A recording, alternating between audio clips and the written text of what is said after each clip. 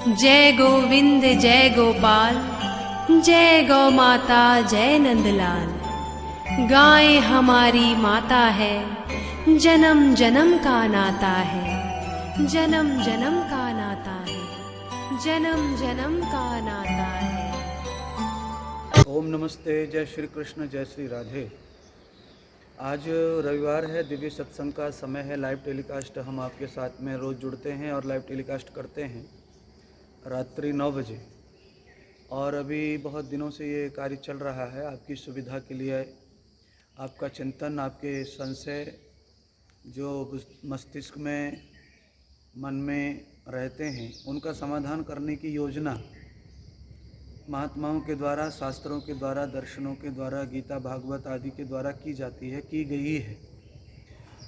उसका अध्ययन करते हुए ही आप तक हम लोग विश्लेषण पहुंचाते हैं। तो आज का विश्लेषण यह है कि आदमी अपने जीवन में टाइम को मैनेजमेंट कैसे करे, यानी समय का पालन कैसे करे, और समय में बंद कर काम कैसे करे दिन भर रात भर, और ऐसा करने से उसकी दिनचर्या में किसी प्रकार का व्यवधान आता है या उसे सुविधा मिलती है।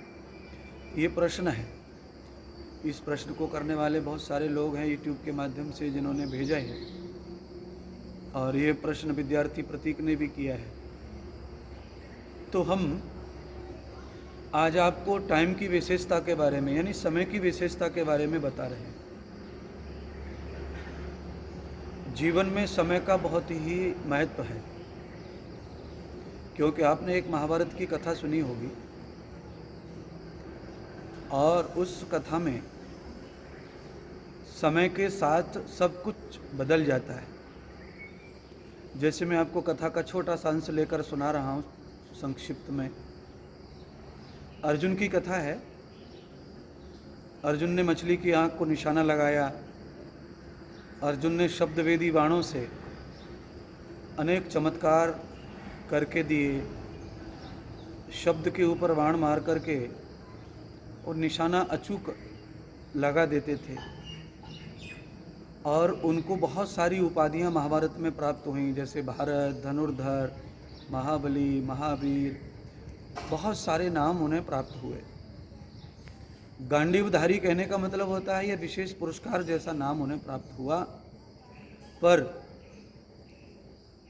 एक समय भगवान द्वारका से जब प्रयाण कर रहे थे चतुर्लोक में, वैकुंठ में, तब भगवान ने अर्जुन को ही ये जिम्मेदारी दी थी कि जाओ वृंदावन में गोपियों को पहुंचा दो।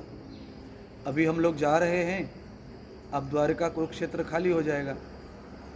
तो मार्ग में भगवान ने अर्जुन के समय की पहचान करने की ताकत अर्जुन में बची है या नहीं, या भगवान के सानिध्य से दूर, अपने गुरु की सानिध्य से दूर रहने के बाद आदमी के अंदर कितना बल रह जाता है, या पहचान या समय को पालन करने की क्षमता रह जाती है, या कुछ नुकसान होता है, यह परीक्षा भगवान ने की।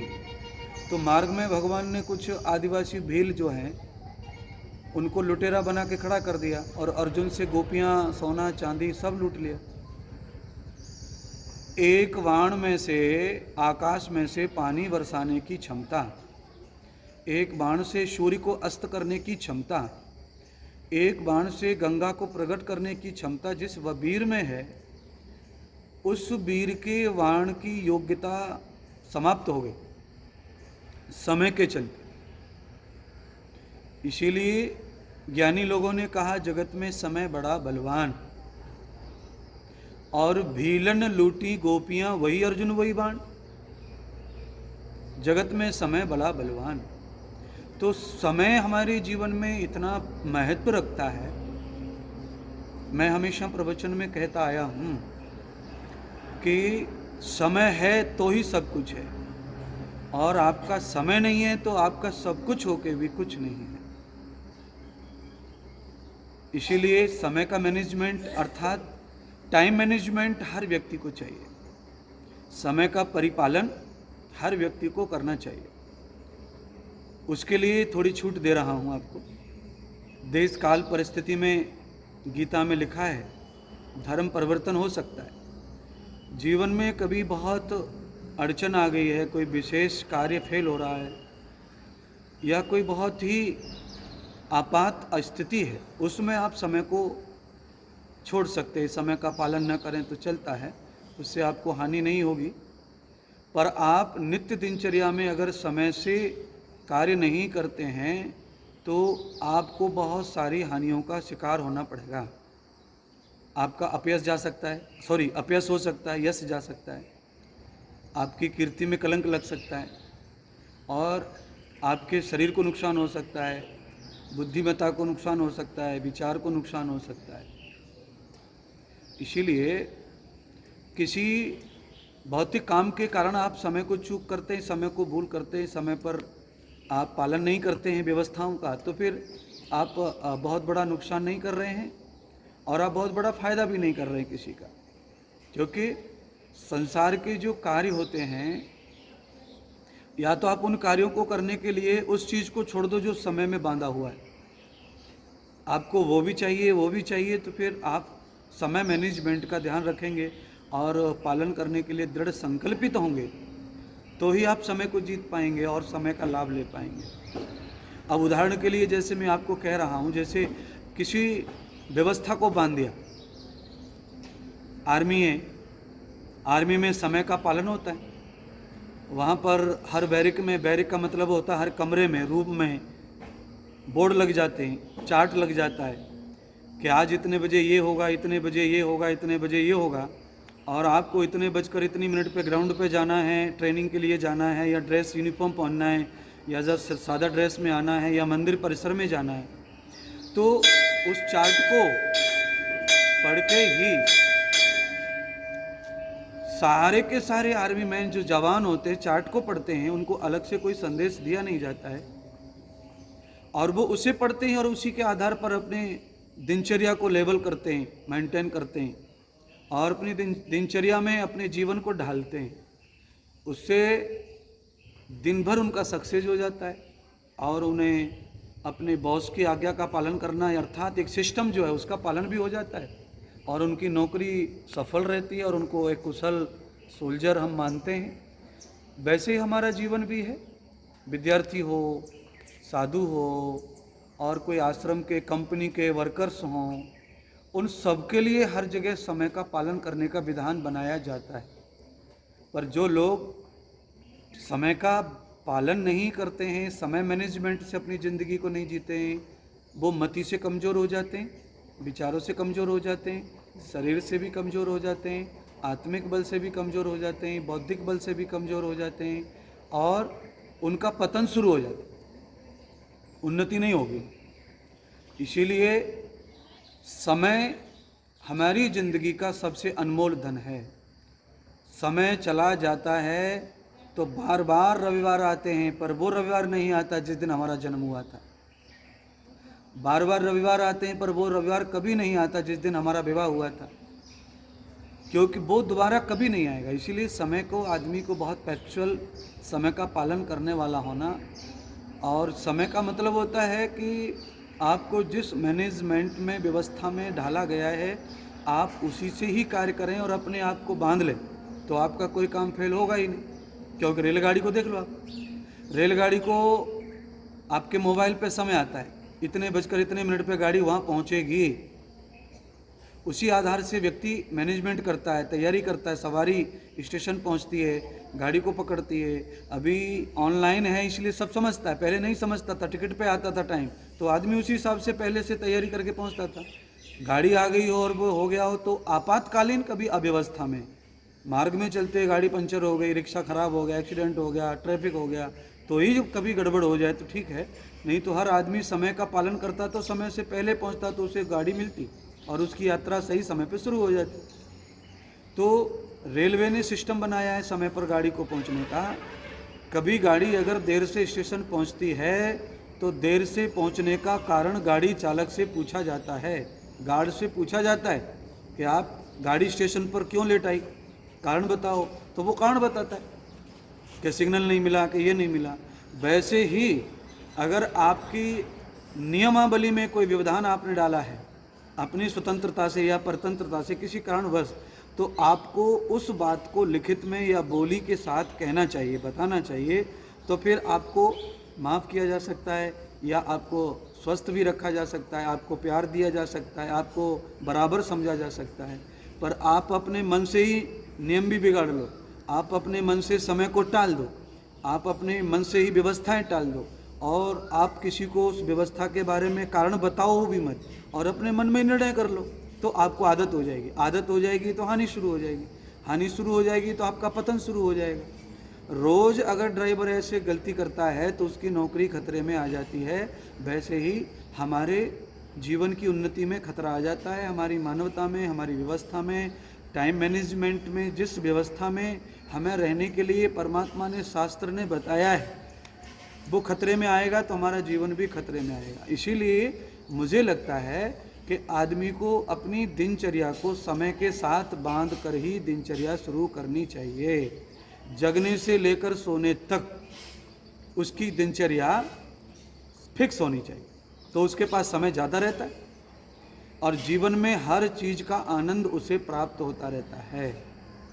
जो आदमी टाइम टेबल का पैक्चुअल नहीं है, यानी कि परफेक्ट जो टाइम टेबल को नहीं पालते हैं, जो ऐसे टाल देते, कोई क्या फ़र्क पड़ता है, क्या होता है, बाद में कर लेंगे, ऐसा कर लेंगे, उन व्यक्तियों को आलस्य प्रमाद की आदत हो जाती है, टालने की आदत हो जाती है, और वो धीरे धीरे, मैंने कहा, मति उनकी कमज़ोर हो जाती है, वो निर्णय लेने में कमज़ोर चूक करते हैं, इसलिए उनकी हानि भी होती रहती है, वो शिकार होते रहते हैं अपमान के, अपकीर्ति के और गुस्से के, क्रोध के। अपने से जो बड़े हैं, जिन्होंने बांधा है, उनको भी ये लगता है कि ये हमारी आज्ञा का उल्लंघन कर रहे हैं, चाहे वो सरकारी सिस्टम हो, चाहे वो शास्त्र हो, चाहे भगवान हो, गुरु हो, कोई भी सीनियर हो, माता पिता हो, उनको ये लगता है ये फिर कि ये हमारा अपमान कर रहे हैं और ये हमारी आज्ञा का पालन नहीं करते, मतलब अपमान कर रहे हैं, तो वो क्रोधित हो सकते हैं, चिड़चिड़े हो सकते हैं और उनका दिल दिमाग भी तुमसे दूर जा सकता है, तो उससे हानि होगी, सवाल ही नहीं उठता है। तो इसीलिए हम सब लोगों को चाहिए कि अपनी ज़िंदगी को समय के साथ, समय में बांधकर जो जीवन जीते हैं, वो बिल्कुल अपने जीवन को इसी तरह जीते हैं जैसे सीता जी के लिए लक्ष्मण ने रेखा काट दी, और उस रेखा को जैसी सीता ने लांघा, हानि में चली गई और पूरा सब बिगड़ गया, माहौल ही बिगड़ गया, पूरा सिस्टम बिगड़ गया। नहीं तो राम जी के सारे कार्य 14 वर्ष के पूरे हो रहे थे, ऋषि मुनि साधु संतों की सेवा हो रही थी। सीमा लांघने से, समय का बंधन तोड़ने से ही इतनी सारी हानि हो गई और सारी सेवाएं छूट गई, और राम जी को जो नहीं करना था वो काम करने के लिए बाध्य होना पड़ा, चाहे उसमें लीला ही होगी या जो भी होगा, पर व्यवहार के लिए मैंने सीताराम का, लक्ष्मण का ये उदाहरण आपको दिया है। इसीलिए रेखाएं सुरक्षा के लिए खींची जाती हैं, अर्थात जो समय सारणी है, जो समय की व्यवस्था है, वो अपने जीवन की सुरक्षा के लिए ही बनाई जाती है। अच्छा बोलिए, स्कूल में टाइम टेबल क्यों बनाया जाता है, ऑफिस में टाइम टेबल क्यों बनाया जाता है? क्योंकि उससे आदमी को लाभ मिलता है। घर समय पे जाएगा, घर से समय पे चलेगा, बच्चों को देखेगा, परिवार को देखेगा, जो कमाई कर रहा है, जो तनख्वाह पा रहा है, जो कमा रहा है, वो बच्चों में एंजॉय करेगा, उसका उत्सव करेगा, खा पाएगा, पी पाएगा। और जो आदमी समय में अपने आप को पंक्चुअल नहीं रखता है, सिस्टम में नहीं रखता है, व्यवस्था में नहीं रखता है, और जो समय को महत्व नहीं देता है, उस आदमी के खाने में, पीने में, सोने में, जगने में, सब में बाधा आती है और वो बहुत लेट हो जाता अपने जीवन की उन्नति में। इसीलिए आपको चाहिए कि आप अपने जीवन में समय सारणी से अपने जीवन को निश्चित करें, क्योंकि समय में लिखा हुआ है ब्रह्मकाल, प्रातःकाल, उषा काल, मध्यकाल अर्थात दोपहर का काल, संध्या काल, गौरज काल, रात्रि काल, ये लिखा हुआ है ना। अगर ये काल अलग अलग बनाए तो उन कालों के काम भी अलग अलग बनाए। तो आप शास्त्र से समझ लो या स्कूल के नियम से समझ लो या सरकारी नौकरी के नियम से समझ लो, किसी भी समय सारणी के साथ जीवन को जीना है तो आदमी बहुत ही लाभ पाता है और उसके सारे काम पूरे होते हैं। तो मैं चाहूँगा कि आप अपने घर में, परिवार में या जीवन में, विद्यार्थी काल में, नौकरी काल में, जहाँ भी जिस रूप में रहते हैं, आप अपने आप को समय में फिक्स कर लीजिए, तो आपको बहुत सारा लाभ प्राप्त होता है और मेहनत कम करनी पड़ती है, क्योंकि जिस समय में जो काम करना है वो फिक्स हो जाए तो लाभ ही लाभ है और समय ही समय। इसके अलावा कभी कभी आपत्ति काल में, मैंने कहा कभी कभी आपत्ति काल में धर्म और व्यवस्थाएं बदली जा सकती, पर कोई बहुत विशेष कार्य के लिए जिससे बहुत बड़ा लाभ होने वाला हो समाज को या आपको, उस काल के लिए आप कभी कभी समय का उल्लंघन भी कर सकते हैं, समय सारणी का आप उल्लंघन कर सकते हैं, क्योंकि इससे ज़्यादा वो विशेष है।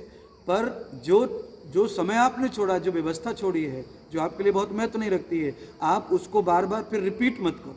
फिर आप उसको ऐसा रिपीट मत करो कि आज मैंने ऐसा किया है, मान लो मैंने आज 2 बजे तक काम किया है तो मैं अब 9 बजे तक सोऊंगा, क्योंकि आप जगह तो हैं, ये तो हम जान गए कि आप जगह 2 बजे तक और वो समय सोने का है।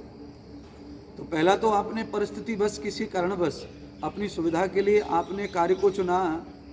मान लीजिए धूप में काम नहीं करना है तो हमें छाया में काम करना है, गर्मी है, तो आपने रात्रि को चुना। रात्रि में आप 2 बजे काम करते हैं तो आप काम करो, उससे लाभ तो मिलेगा, धूप से बचेंगे आप, शांति मिलती है, सुख मिलता रात्रि में, गर्मी का मौसम है, उदाहरण के लिए मैं बता रहा हूँ। पर 2 बजे सो करके अगर आप 9 से 2 बजे वाला टाइम पास करेंगे सोने में तो सुबह 8 बज जाएंगे। 8 बज जाएंगे तो फिर आपकी सुबह की नियम व्यवस्था खराब हो जाएगी। फिर आप एक चीज़ को पूरा करने के लिए 4 चीज़ों को बिगाड़ देंगे अगर आप नींद पूरी करने के चक्कर में पड़े तो। इसीलिए आपको चाहिए कि आप 2 से 4 ही सोएं, 2 घंटे सोए, 2 घंटे को छोड़ दें और समय पर खड़े हो जाएं। अपनी जो व्यवस्था है ब्रह्मकाल की, जो आप जगते हैं या ध्यान करते हैं, भजन करते हैं, व्यायाम करते हैं, यज्ञ करते हैं, या जो भी आप पूजा पाठ करते हैं, सूर्य उदय का दर्शन करते हैं, वो सारे सब लाभ लीजिए। एक चीज़ को पाने के लिए इतनी सारी चीज़ों को छोड़ना मूर्खता ही तो है।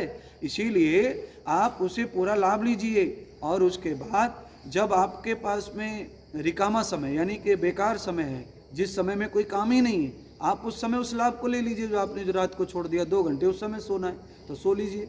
दोपहर में कोई काम नहीं है आपके पास, अव्यवस्था में हैं या व्यवस्था में है, या दोपहर का समय आपने आराम के लिए ही चुन के रखा डायरी में, तो आप दोपहर को फिर से विश्राम में जाइए और आराम की जगह निद्रा में जाइए। तो आपको समय को भी नहीं टालना पड़ेगा, समय भी बराबर चलेगा और आपको लाभ भी बराबर मिलता रहेगा। इसीलिए जो समय में अपने जीवन को बांधकर समय से, टाइम से, घड़ी मिनट से जीवन जीते हैं, वो हमेशा सफल रहते हैं, स्वस्थ रहते हैं और उनका कार्य हमेशा समृद्ध बना रहता है और वो कभी शिकार नहीं बनते डांटने, फटकारने के, अपमान के। उनके कार्य अच्छे होते हैं और उनके पास समय बहुत रहता है, समय भी उनका साथ देता है और समय पर उन्हें हर चीज़ प्राप्त हो जाती है। मुझे लगता है आपको समय के बारे में जो मैंने कहा वो समझ में आया होगा। बहुत बहुत धन्यवाद। आशा करता हूँ कि आप समय का पालन करते हुए जीवन को जिएंगे। ओम शांति। गाय हमारी माता है, जन्म जन्म का नाता है, जन्म जन्म का नाता है, जन्म जन्म का नाता है।